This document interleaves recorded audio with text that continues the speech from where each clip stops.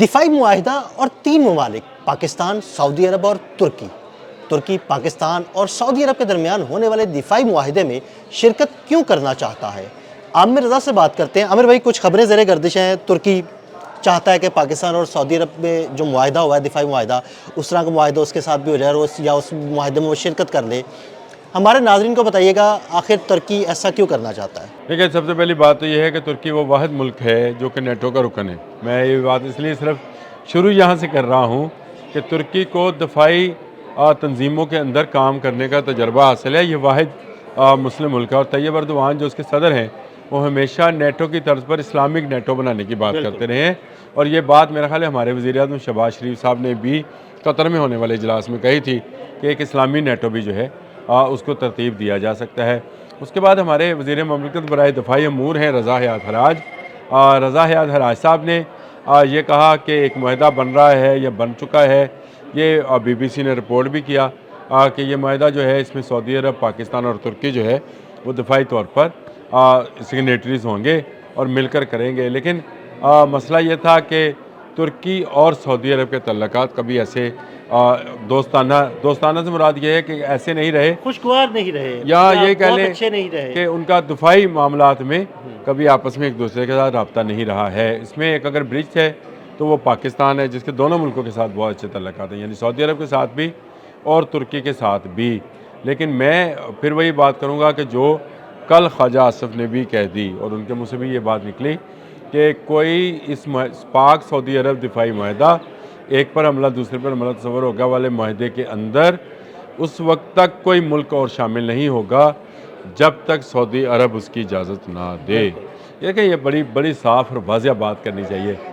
دو ملکوں کا مابین معاہدہ ہے، اگر تیسرا فریق ساتھ شامل کرنا ہے تو دونوں کا ایگری ہونا۔ ہوں گے تو تبھی ہوگا۔ خواجہ آصف کی بات کو نیگیٹو نہ لیجئے، اس کا مطلب یہ، میں اس کو پازیٹیولی اس طرح لیتا ہوں کہ پاکستان تو ایگری ہے، اور اس نے کہا کہ سعودی عرب سے ہم مشاورت کر رہے ہیں، اگر سعودی عرب بھی ایگری ہوتا ہے تو ترکی کو شامل کیا جا سکتا ہے۔ بلکہ ایک انٹرویو میں رضا حیات حراج نے یہ بات بھی کہی تھی کہ یہ اتحاد جو ہے یہ آگے چل کر ایک بڑا اتحاد، جیسے نیٹو کا ایک اتحاد ہے جس کے آرٹیکل 5 کے تحت ایک پر حملہ سب پر حملہ تصور ہوگا، اسی طرح کا ایک بڑا اتحاد بن سکتا ہے جس میں آذربائیجان بھی شامل ہے، جس میں چین بھی شامل ہے، جس میں باقی اسلامی ممالک کو بھی آہستہ آہستہ شامل کیا جا سکتا ہے۔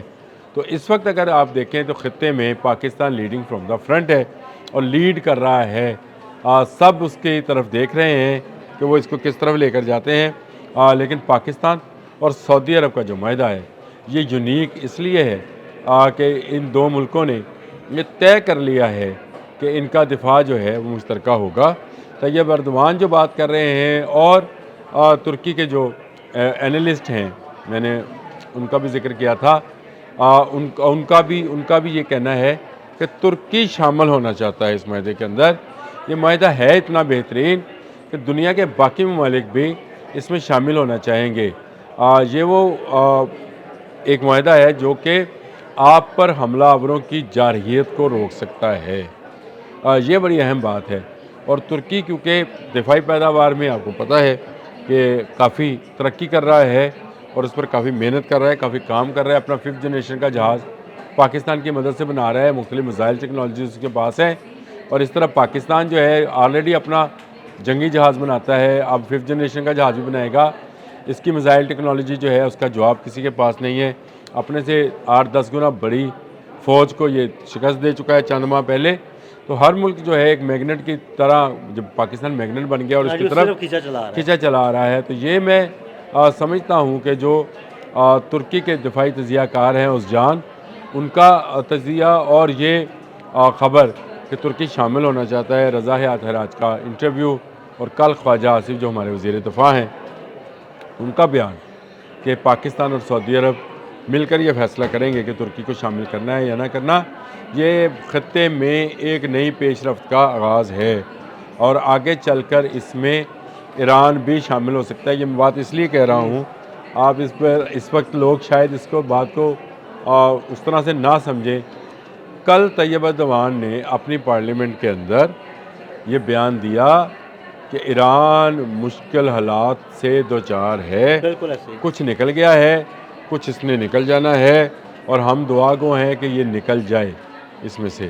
اس کا مطلب یہ ہے کہ آنے والے وقت میں جب وہ اسلامک نیٹو کی بات جو کہ ہمارے وزیر اعظم شہباز شریف صاحب نے پہلی مرتبہ کی تھی قطر میں، اس کی گراؤنڈ بنتی نظر آتی ہے. تو عامر بھائی، کیا میں یہ سمجھوں کہ مستقبل میں پاکستان، سعودی عرب، ترکی اور ایران کا ایک اتحاد ہونے جا سکتا ہے؟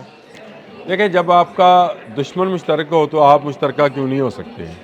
پہلی بات یہ ہے کہ آپ نے بھی پڑھا ہوگا، میں نے بھی پڑھا بچپن میں، RCD ہم نے پڑھا تھا ایک. وہ RCD میں کون کون سے ملک تھے؟ پاکستان، ایران اور ترکی، یہی 3 ملک تھے. تو اس کا مطلب ہے ان کو آپس میں اتحاد اور اتفاق کے ساتھ رہنا آتا ہے. یہ اس سے پہلے بھی ایسے معاہدات میں گو کہ وہ معاشی معاہدہ تھا، دفاعی معاہدہ نہیں تھا. لیکن اب ضرورت یہ ہے کہ معیشت اور دفاع کو جوڑ دیا گیا ہے. بالکل، جس طرح سے ڈونلڈ ٹرمپ جو ہے اپنے تیل کو وینزویلا کے تیل کے ساتھ ملا رہے ہیں، جس طرح سے انہوں نے کہا ہے کہ امن کا نوبل انعام نہیں ملا تو اب امن بھی نہیں ہوگا، یہ کل اس کا بیان ہے. تو اس کا مطلب یہ ہے کہ اب تجارت اور دفاع اس کو الگ الگ خانوں میں تقسیم نہیں کیا جا سکتا. اگر آپ کا دفاع مضبوط ہے تو آپ کی تجارت صحیح ہے، کیونکہ آپ پر لوگوں کا جو اعتماد ہے یا کانفیڈنس ہے وہ زیادہ. آپ اس کی صرف ایک مثال لے لیجیے. چین کا دفاع مضبوط ہے تو چین کی تجارت مضبوط ہے. بھارت کا دفاع مضبوط نہیں شو ہوا، یعنی دنیا نے دیکھا کہ وہ مضبوط نہیں ہے، تو آج بھارتی تجارتی کمپنیوں پر 25 اور 16 کر کے کتنا ٹیرف لگ چکا ہے. لگ رہے ہیں. اب مارے کو مارے شاہ مدار والا معاملہ ہے. اگر آپ میں طاقت ہے تو آپ اپنی تجارت کو بڑھا سکتے ہیں، اور اگر آپ میں طاقت نہیں ہے تو پھر دنیا آپ کو منہ لگا. اور دوسری طرف اس کی اگزامپل دیکھ لیں کہ پاکستان کی اگزامپل دیکھ لیں. جب پاکستان کا دفاع مضبوط ہوا اور پاکستان نے بھارت کو شکست دی تو آپ کے GF-17 تھنڈر کے آرڈر پہ لائنیں لگ گئی ہیں. اچھا، وہ بھی چھوڑ دیں، لیکن اس کے علاوہ مختلف کمپنی جو ہیں جس میں ترکی بھی شامل ہے، امریکہ بھی شامل ہے، پاکستان میں معدنیات تیل کی تلاش میں نکل آئے. تو یہ مضبوط ملک جو ہیں وہی ہی سروائیو کریں گے. سروائیول فار دا فٹسٹ والا جو قانون ہے نا، یہ قانون یہاں پر دنیا میں اس وقت لاگو ہے. اور اگر آپ فٹ نہیں ہیں تو پھر آپ بھائی در فٹ ہیں، جو کہ بھارت ہے. میرا خیال تو یہی ہے. اور میں یہ سمجھتا ہوں کہ یہ معاملہ جو ہے تجارت کا اور دفاع کا یہ ملتا جلتا ہے. تو ترکی بھی اس طرف دیکھ رہا ہے. ایران پہلے سے ہی خواہش مند تو ہوگا، لیکن ایران کے لیے ابھی بہت سارے سٹیپس باقی ہیں. اگر یہ سٹیپس اٹھا لیے جائیں تو اسلامی دنیا کے لیے بہت بہتر ہے. لیکن فیصلہ وہی ہے جو حرمین شریفین سے آئے گا، اور پاکستان کے ساتھ مل کر کوئی فیصلہ ہوگا کہ کسی ملک کو شامل کرنا ہے یا نہیں کرنا. ہاں، اسلامک نیٹو کی ضرورت موجود ہے، جس کے آرٹیکل 5 نیٹو کی آرٹیکل 5 کے مطابق ایک پر حملہ سب پر حملہ ہے. تو یہ تو ابھی پاکستان اور سعودی عرب کا معاملہ ہے کہ ایک پر حملہ دوسرے پر حملہ ہے.